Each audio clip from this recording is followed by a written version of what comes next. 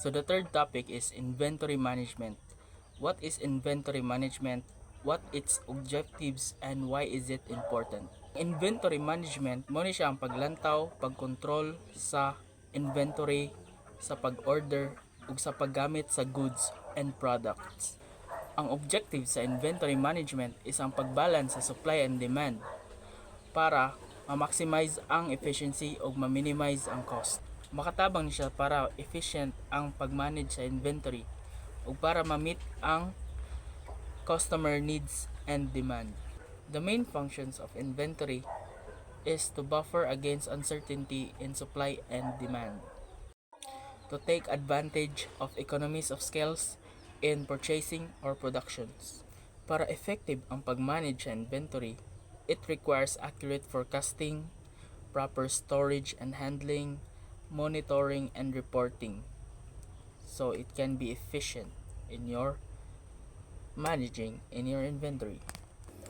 These are the different types of inventory: raw materials, work in process, and finished goods. The raw materials is the raw materials used in productions, and the work in process are the materials are in progress or process in being in the making process in the making.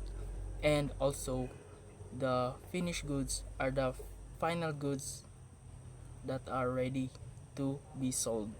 What are the common inventory control techniques? The common techniques are economic order quantity, reorder point, ABC analysis, and just in time. The EOQ or economic order quantity is calculating to minimize the cost and to calculate the quantity para makalculate yun siya ug ma-minimize nato ang ato mga balayronon ug mga cost. Reordering point. Ang reordering point is mo ni siya ang pag-determine na kung kanus ata mag-order otro. ABC analysis. Ang ABC analysis is mo ni siya ang pag in order or pag-sort sa kung unsay mas importante ang orderon or pinaka-list nga orderon. JIT or just in time. Mo ni siya ang pag-order sa saktura nga paggamit or sakto lang ang imong orderon para sa production. How can technology improve inventory management? Ang mga technology like ERP system, barcoding, and RFID scan kay makatabang siya para accurate ang pag-manage sa inventories. Makatabang kini nga mga technology para makuan ang real-time data and better decision making. Ma-determine sa company ang optimal inventory level sa pag-analyze sa demand patterns, lead times, and holding cost. These are the consequences of overstocking and understocking. Ang overstocking is maka-increase siya sa holding cost sa usa ka item o obsolescence and matay up ang imong capital.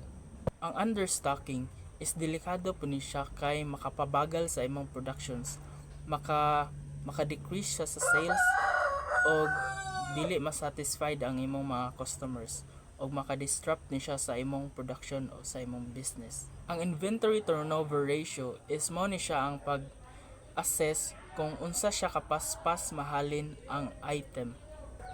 Kung mas high ang turnover ratio, ibig sabihin efficient ang pag-manage sa inventory o low ra ang iyang holding cost o mas dali ra siya mabaligya, then maka-order na pud kag bago, then ma-replace ang item and then just repeat the cycle. So case analysis. So direta sa case analysis. Ang example na mahatag is ang Walmart. So ang Walmart is nagagamit sila advanced technology like RFID para mas efficient ang ilang pag-manage sa ilang inventory. Ug kana mas maka-help ang ilang ginabuhat para mas dali ma-sold og low ang ilang holding cost ug mas makapaspas ang ilang production ug mas mataas pa ang ilang sales. So what are the lessons nga makuha nato sa mga companies nga na-failed due to sa ilang low or poor inventory management? So ang lessons is dapat accurate ang imong forecasting, ang pag-reordering sa imong inventory, and how can you manage the holding cost of your products and items. And always monitor your items and avoid overstocking and understocking. So mo gini siya ang mag-result nganong ang business is ma-failed due to poor inventory management. Thank you.